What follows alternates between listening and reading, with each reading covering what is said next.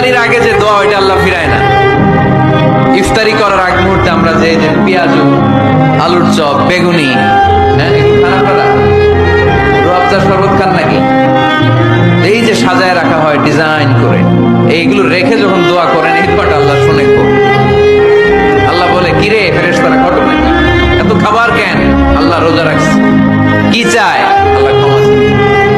তো খায় না যে তৃষ্ণার, তো আল্লাহ আপনার ভয় আমারা দেখছে না, আল্লাহ আপনারা দেখেন, জান্নাত দেখেন, আমার জাহান্নাম দেখেছে আল্লাহ কিন্তু জানে, তারপর ফেরেশতাদের মুখ থেকে বের করা। সুবহানাল্লাহ বলেন। আমার জাহান্নাম দেখেছি কিনা বলো? ফেরেশতারা বলে না, জাহান্নাম দেখে নাই। আমার জান্নাত দেখেছে কিনা বলো? জান্নাতও দেখে নাই, কিছুই দেখে নাই, আপনারাও দেখে নাই। আল্লাহ এবার খুশি হয়ে যাবে। আমার খুশির জন্য আমার ভয়ে তৃষ্ণার্ত ক্ষুধার্ত সামনে খাবার